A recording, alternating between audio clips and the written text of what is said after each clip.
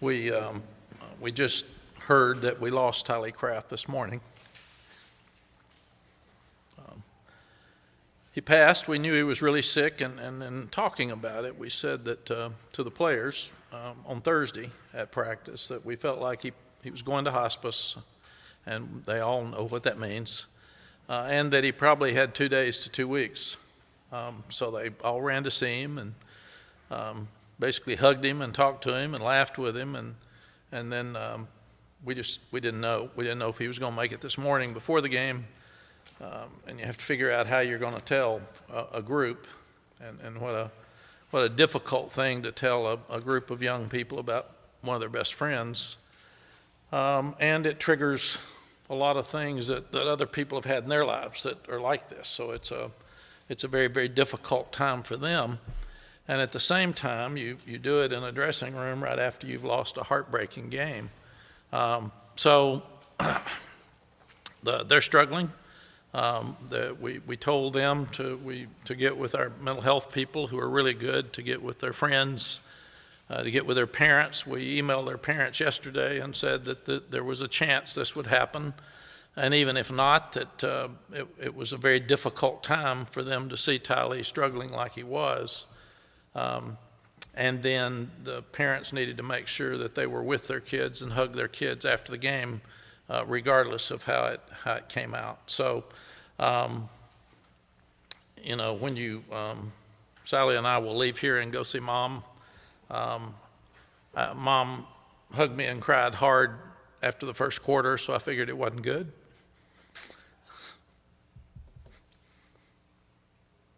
But this is part of life, and we got to learn to utilize the days we have to the best of our ability, because we don't control how many that we do have.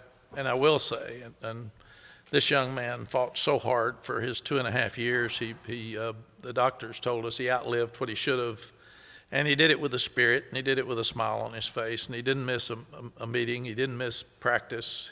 He coached these other young people. So, I mean, he's just an incredible young person. And without getting into faith here or religion, we got to hope that he's healthy right now, and that he's got a smile on his face, and that he was in a very difficult spot yesterday with tubes in his nose and his mouth, and trying to stay awake. And so that was a very difficult thing for some of the players to go see too. And hopefully that'll help them with this process, that they saw how tough a shape he was in, and they knew that it probably wasn't going to get better. So the game itself, and I'll touch on it, it's like Duke and Pittsburgh. I mean, we said they're all coming down to a game. They're all coming down to a play. There's a thin line between winning and losing, and this team's had a load put on them. So what we've got to do is just keep getting better. There's a fumble in the first quarter that leads to a touchdown. There's a missed field goal. There's the field goal right before the half where he has the long run where we lose contain. There's a run at the end of the game. I mean, there's so many things we can fix that give us a chance to be a better team and win the last 5 games. And that's what we'll do. There will be some things that we will do for Tylee's family that we had already told him. The athletics department, the university is going to name the nutrition room outside of the locker room that's brand new within a year, the Tylee Craft Nutrition Center or area. So that's really cool. And he had a big smile on his face when we told him we were going to do that. So it was good that we were able to tell him at the same time. The guys have number 13 on the back of their helmet with Tylee Strong sticker. They'll continue to wear that for the rest of the year. J.J. Jones told us last night he wanted to wear Tylee's jersey, if that was okay with his name on the back. From what I've heard, the receivers want to rotate that jersey and somebody wear it every game for the rest of the year. So we've got open date next week. We'll go back and look at what we could have done and should have done to beat the teams that we haven't here in the end, and go back and and try to get better at what we need to do for the last 5 games. We talked to Jacoby. I asked him a couple questions Tuesday about Tylee, because he came in with Tylee's known him for a while.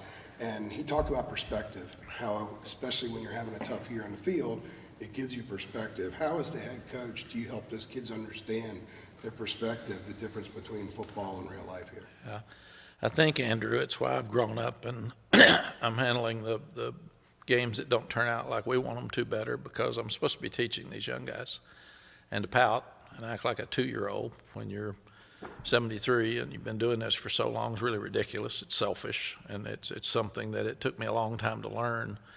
But I need to show them that they're so close. I need to show them that with all this pressure on them, knowing that Tylee was that sick and having to manage it all week, here they are coming from behind 10 points and tying it up with 46 seconds left, and they're still fighting their guts out. I had a pro scout the other day that came by and watched us practice and said, "You guys look like you're undefeated." So what I've told the guys is that we don't get to choose our circumstances. And we started 9-1 and 6-0 and probably took it for granted. And we're not in that position now, but this team is a team, I said from the start, is going to be a team that's going to finish better than those other teams finished, and that's what we've got to do.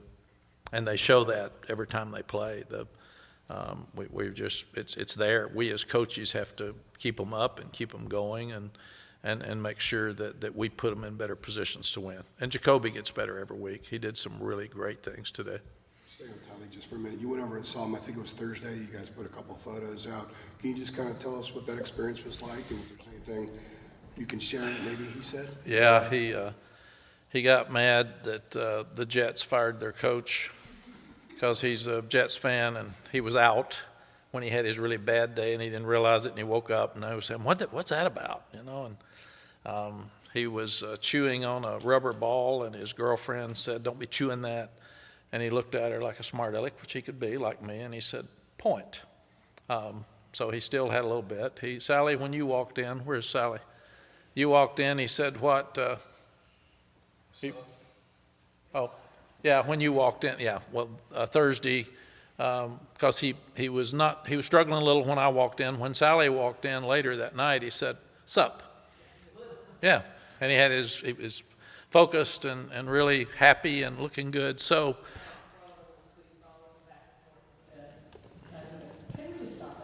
Yeah, he did. He told Sally, "That's enough. I want to stop." So, and his mother is a police officer in Sumter, South Carolina, and she is one tough lady and a wonderful mother.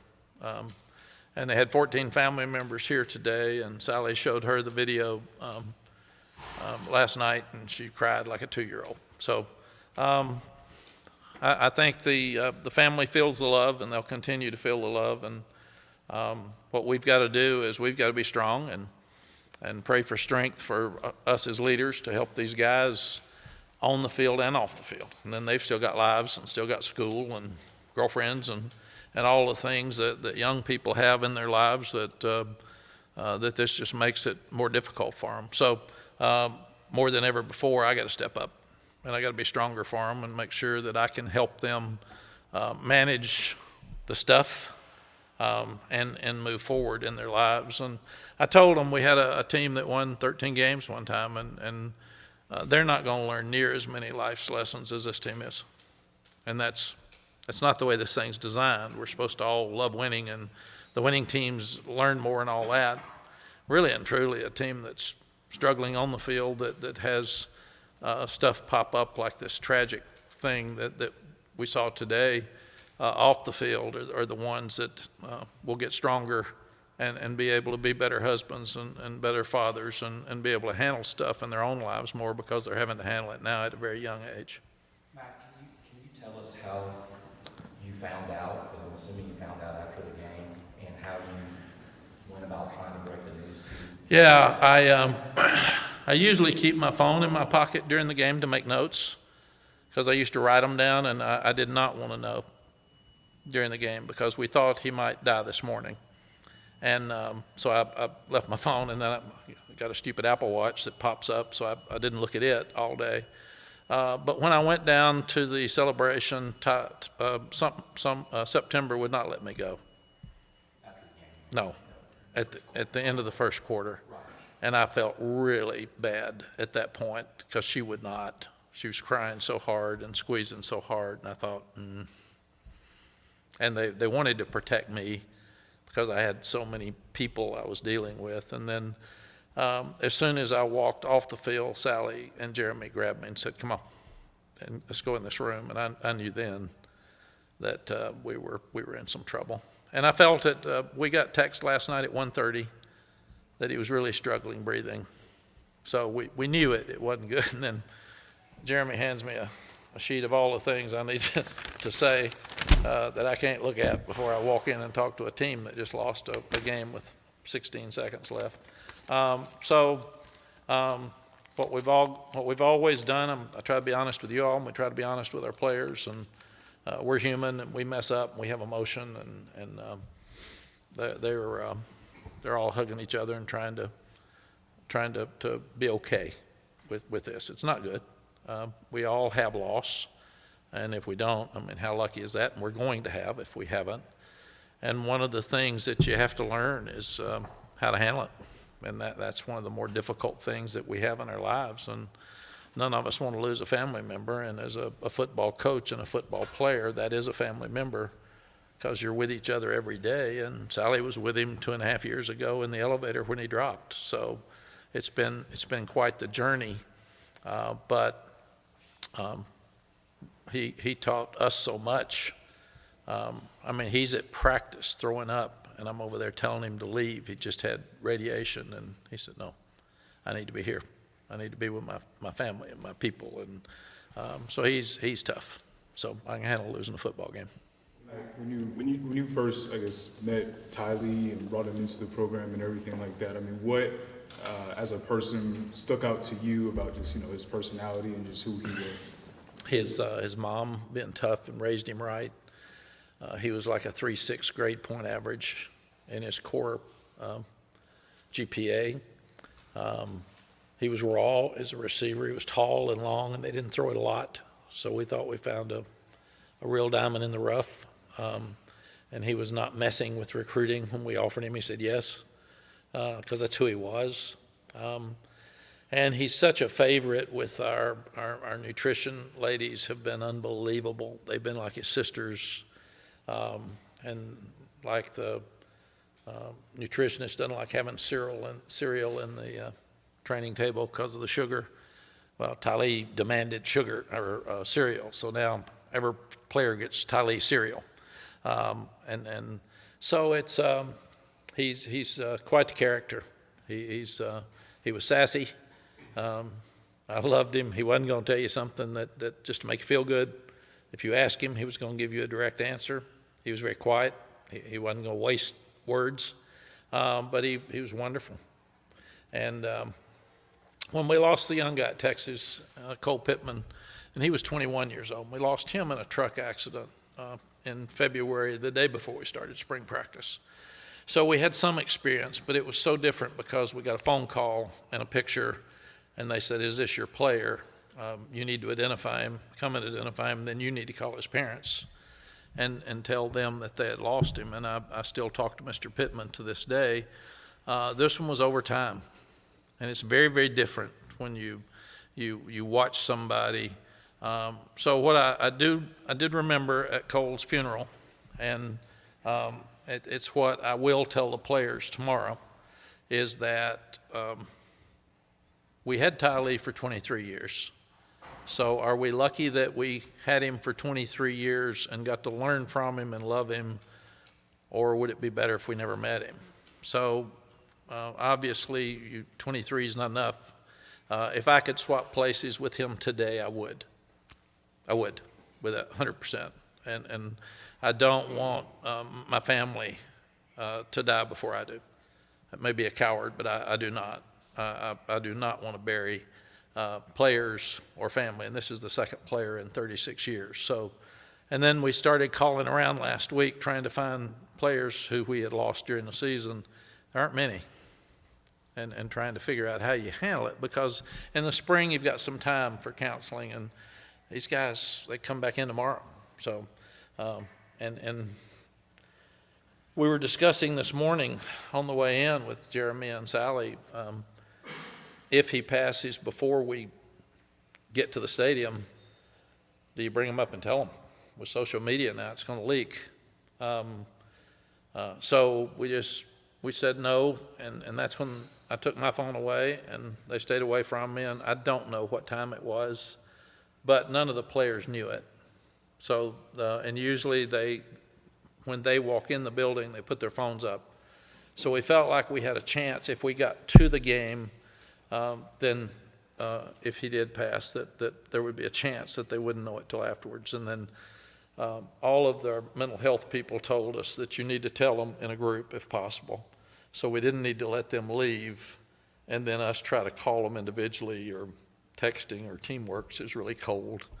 So we felt like that as difficult as it was in that setting right after that game, that it was our duty to make sure that we told them all there. And then we've got people that can be visiting with them in the locker room now to help the ones that are really struggling. And people, when I've had loss, I usually withdraw and get quiet and get by myself and think. So everybody handles it differently.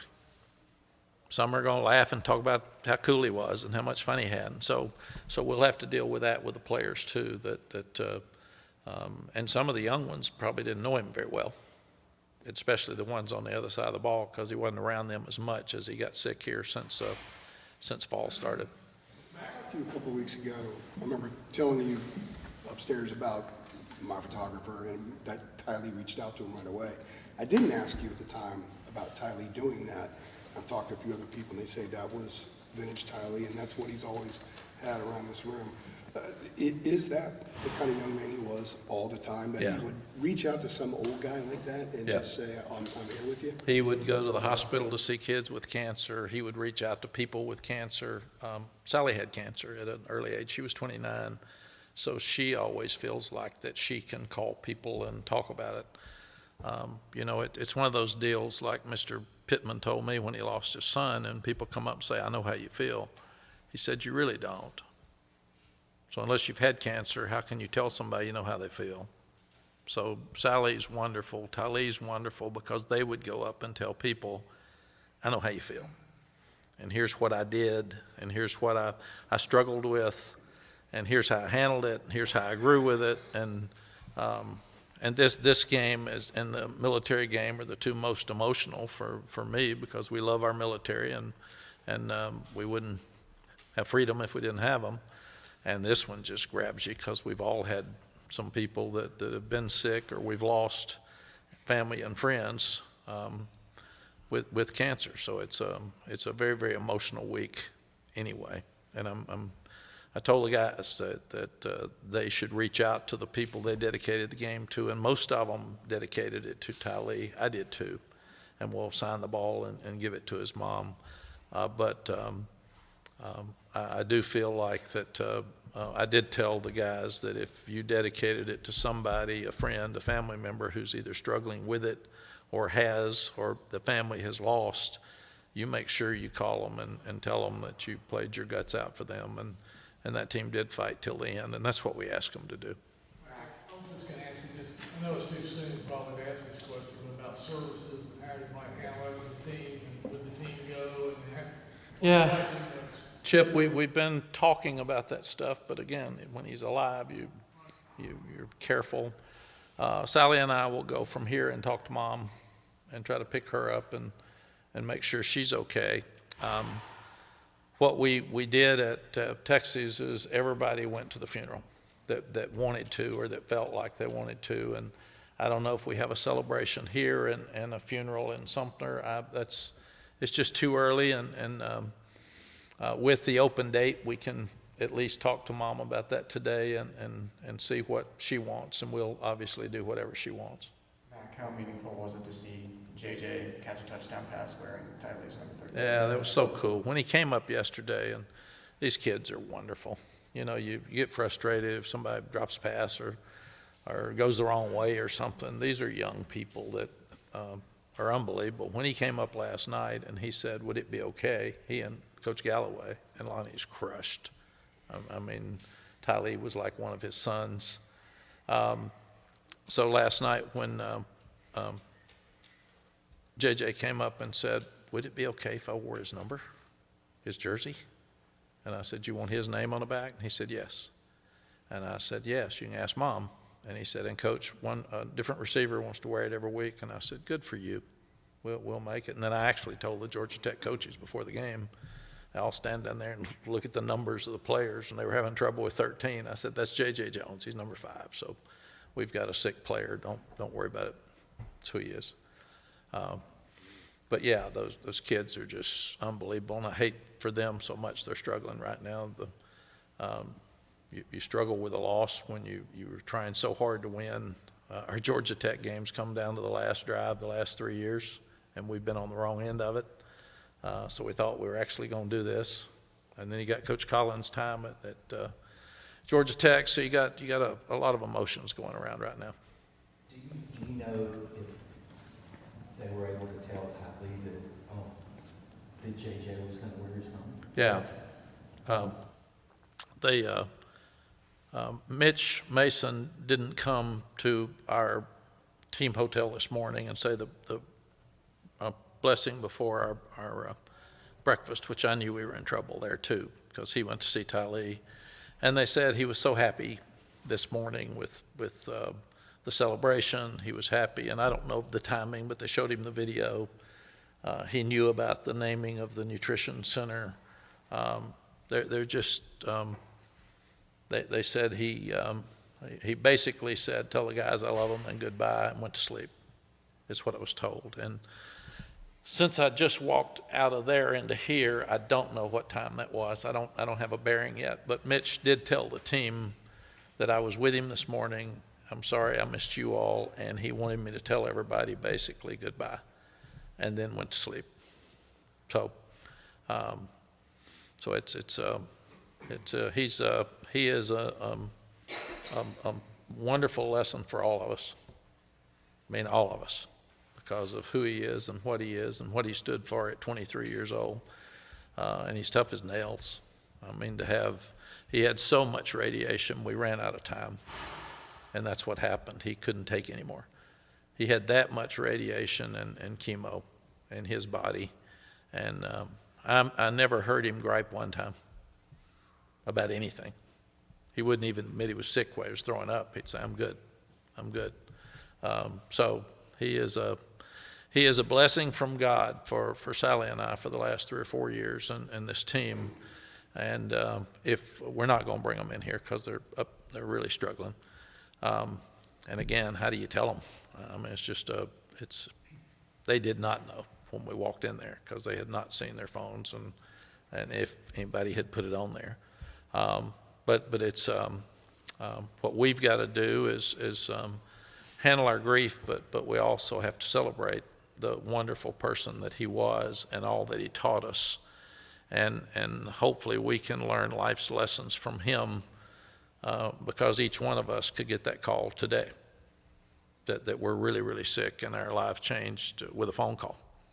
And that's what you get. We say it a lot, and a lot of people don't listen. It's true.